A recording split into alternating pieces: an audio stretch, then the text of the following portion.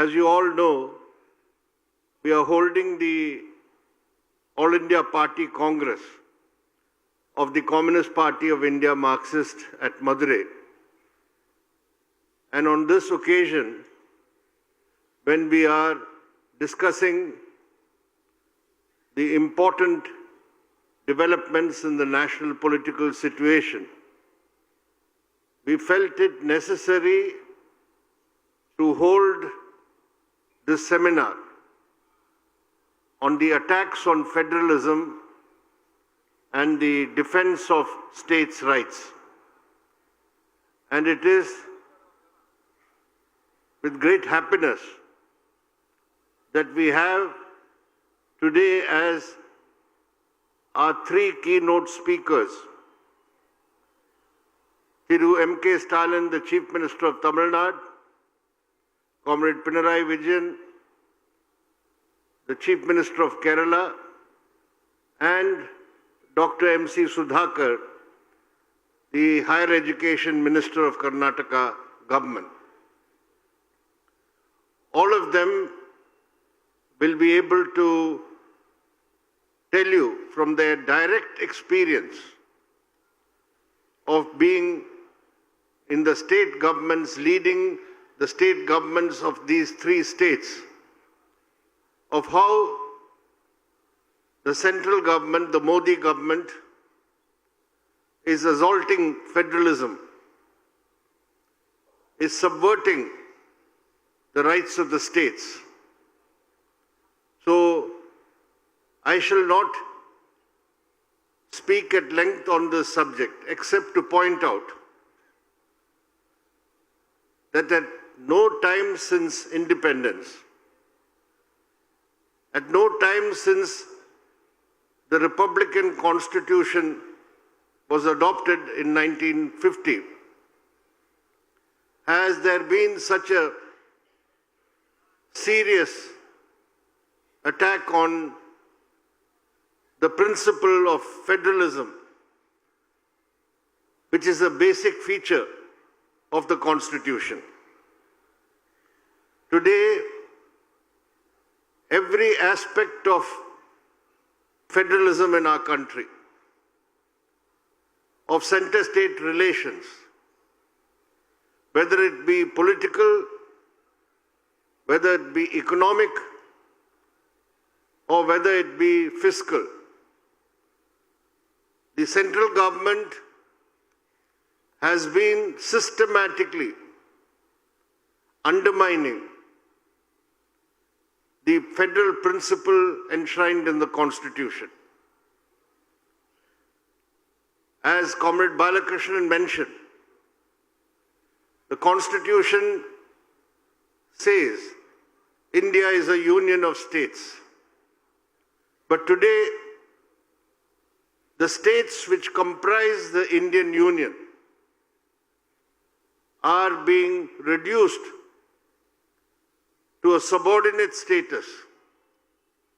Today, the states and their elected governments have to go as mendicants before the center to get resources and funds for their state, which is their due right under the Constitution. What is to be divided between the center and states, the resources, that is also being systematically violated. We also seen how elected state governments are being interfered with. We are seeing the role of governors. You have the experience of the governor in Tamilnadu. Comrade Pinarayi Vijayan also has the experience of a governor in Kerala. And we have seen also how the Karnataka governor has behaved at times. All the states which are run by the non-BJP parties, the opposition parties, they are being discriminated against, to the extent that even when there is a natural calamity or a disaster,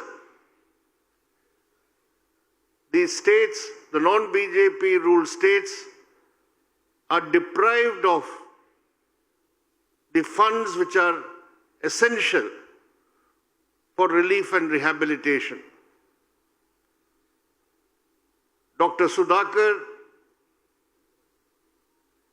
of Karnataka can tell you how they had to go to the Supreme Court of India to get drought relief funds to be released by the centre.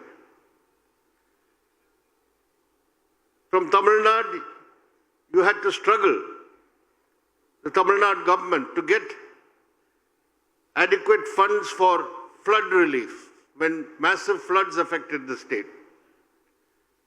And in Kerala right now, after the Wayanad disaster, the landslide, even today, despite all efforts and despite even judicial intervention, the High Court of Kerala has not got the money, the funds which are required for rehabilitation and rebuilding the affected areas in Wayanad.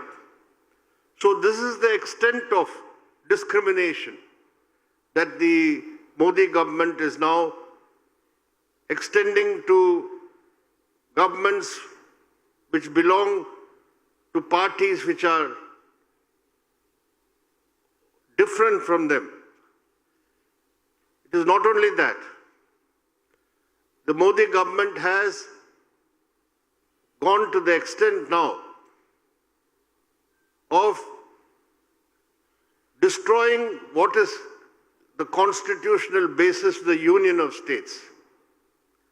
For the first time in the history of our country, a full-fledged state, the state of Jammu and Kashmir, was dismantled, broken up into 2 union territories,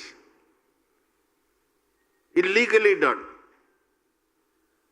So even a state can be made a non-state under the Modi government.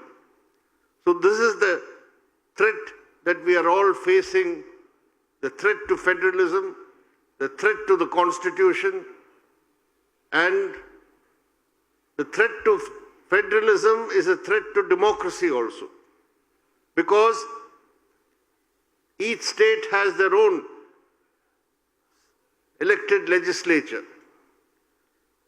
That state's legislature has got the elected government appointed. And now the viceroy appointed by the centre, a governor, will override the state government and the state legislature. This is not only anti-federal, this is anti-democratic. That is why our defense of federalism means also a defense of democracy.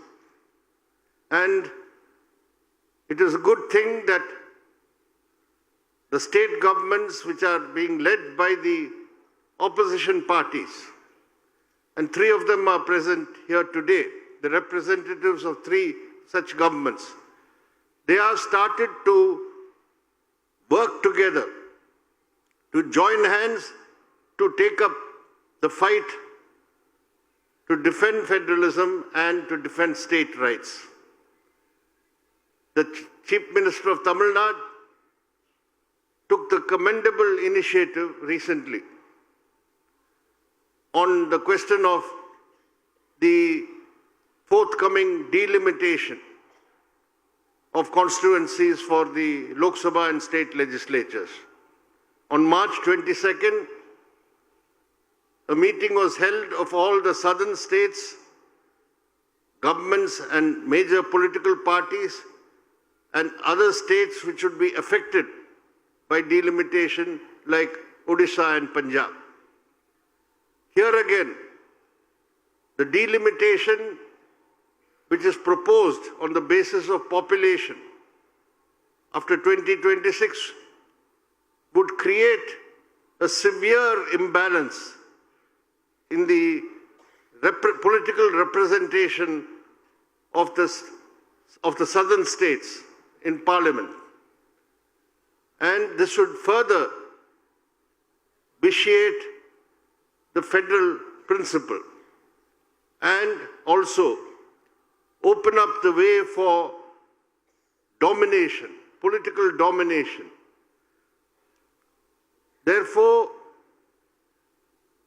such initiatives as what happened on March 22nd, the Joint Action Committee meeting for a fair delimitation, what happened, I think, in Bangalore some weeks ago against the draft UGC regulations, which are going to mean that state-run universities are now going to be dictated to. Vice-chancellors will be imposed, selected vice-chancellors, and we know who will be such vice-chancellors. The RSS will select the vice-chancellors of state universities if this UGC guideline comes into force. Subsequently, in Trivandrum, a wider meeting of higher education was held. So, the way forward is for all the non-BJP state governments to put up a united front to defend their rights, and not only the state governments, but all secular and democratic forces, all secular and democratic parties which have faith in democracy, which have faith in secularism, and which have faith in federalism. We should all come together to carry this fight forward, because this is a fight for keeping India united. This is a fight for taking India forward on progressive, democratic and secular lines. So I hope that out of this seminar, we will have a greater and a better understanding of how to carry this struggle forward. Thank you very much.